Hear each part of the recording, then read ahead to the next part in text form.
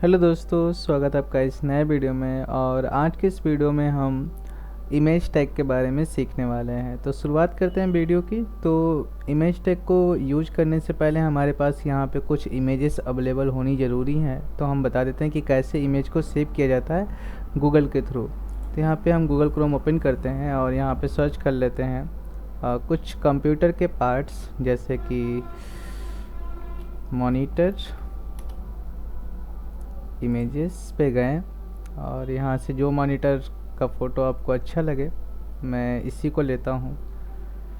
File पे right click photo पे right click करिए, सेव इमेज पे क्लिक करिए, डेस्कटॉप को चूज करिए। यहाँ पे नाम को हम सिंपलीफाई कर देते हैं, 1 कर देते हैं। सेव बटन दबा दिया हमने। ऐसे ही मॉनिटर के बाद हम प्रिंटर और कुछ प्रिंटर का फ़ोटो, जैसे कि हम कैनन का ले लेते हैं और इसे भी सेव करते हैं डेस्कटॉप पे। इसका नाम 2 रख देते हैं और माउस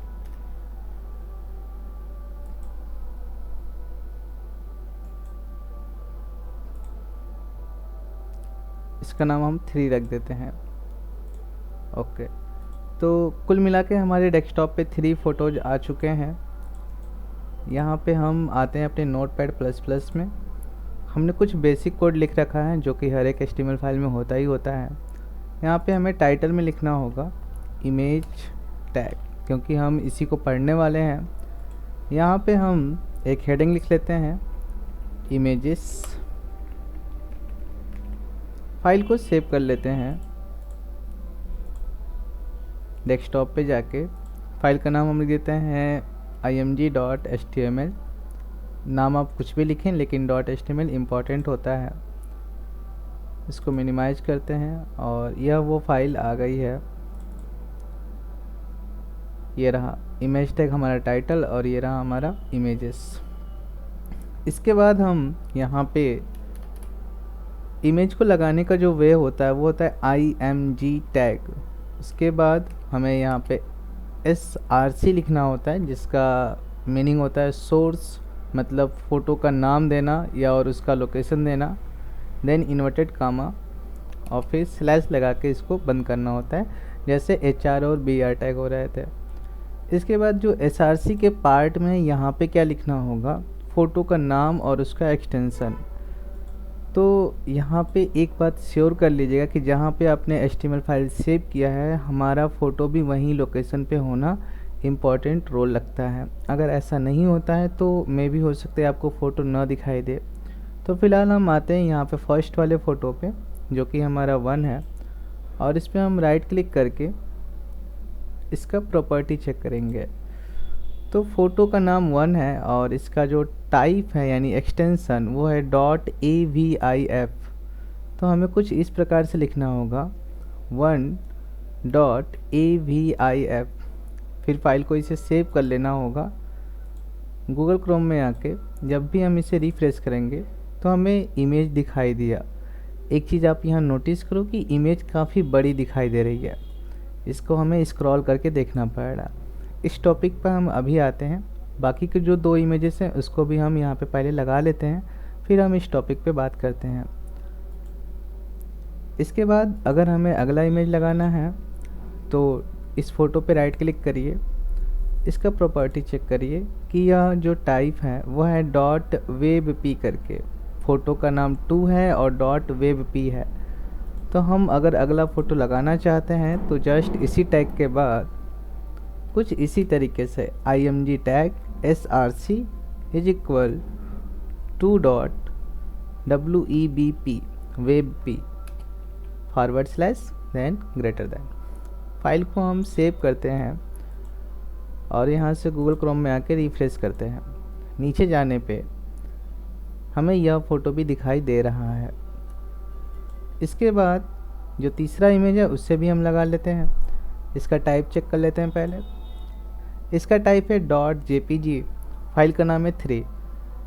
तो मैंने पिछले वीडियो में बता रखा है कि अगर आप इस लाइन को डुप्लिकेट करना चाहते हैं तो Ctrl D दबा दीजिए। और यहाँ पे मैं फाइल का नाम 3 कर देता हूँ और यहाँ पे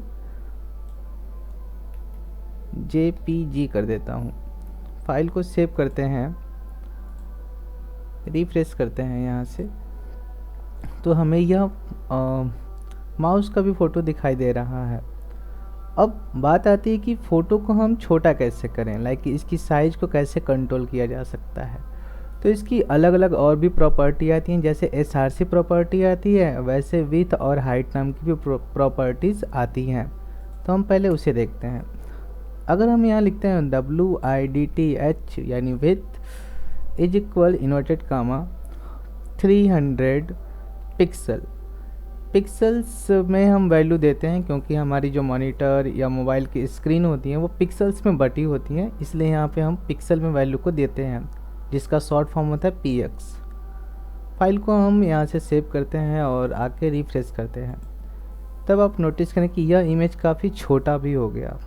ठीक है, इसी तरीके से हम इसकी हाइट को भी डिसाइड कर सकते हैं, स्पेस लगा के HEIGHT और यहाँ पे हम देते हैं 500 पिक्सल। तो ये देखिए इमेज का जो डायमेंशन है एक तरीके से बिगड़ा हुआ दिखाई दे रहा है, लाइक कि अच्छा नहीं दिखाई दे रहा है। तो HTML सजेस्ट करता है कि आप विथ लगाइए तो हाइट वाला प्रॉपर्टी मत यूज करिए, और अगर हाइट लगाइए तो विथ यूज मत करिए। अगर आपको दोनों का अच्छे से आइडिया है कि हाइट और विथ इतना ही रहना चाहिए तो उस केस में आप लगा सकते हैं। तो इस केस में मैं क्या करता हूँ, विथ को हटा देता हूँ, ओके, बस हाइट रहने देता हूँ। तो आप यहाँ नोटिस कर पाएंगे कि जो इमेज का विथ है वो ऑटोमेटिकली कंट्रोल हो रहा होगा। अगर मैं हाइट को यहाँ से 200 करूँगा और फाइल को सेव करता हूँ तो आप देखिएगा इसके साथ साथ इसका विथ भी कम होगा। देखिए विथ भी कम हो गया। ठीक है, तो यह रिकमेंडेशन होता है HTML द्वारा कि आप दोनों में से कोई एक ही प्रॉपर्टी का यूज कर सकते हैं। साथ में हम इन सबको भी दे देते हैं कुछ ना कुछ हाइट।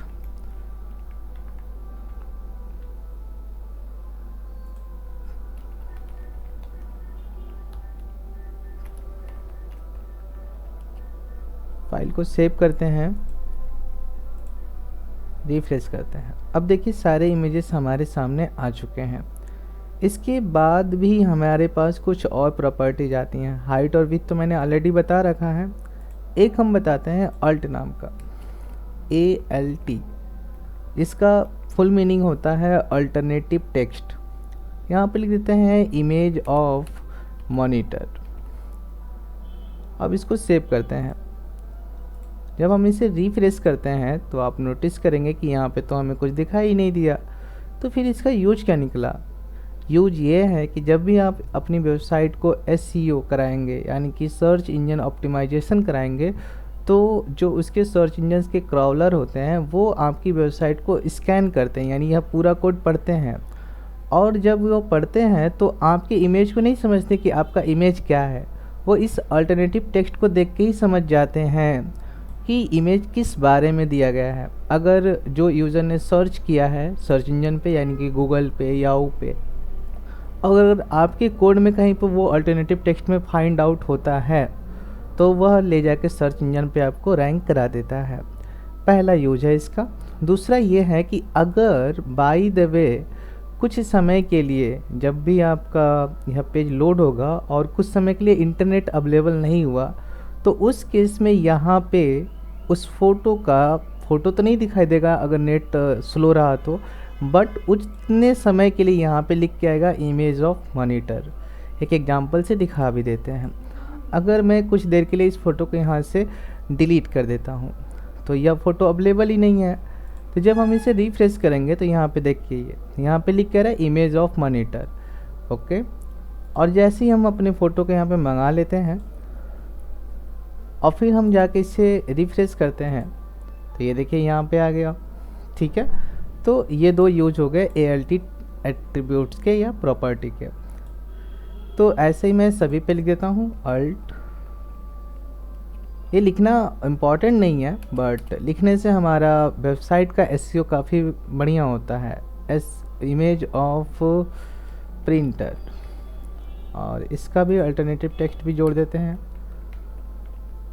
Image of mouse.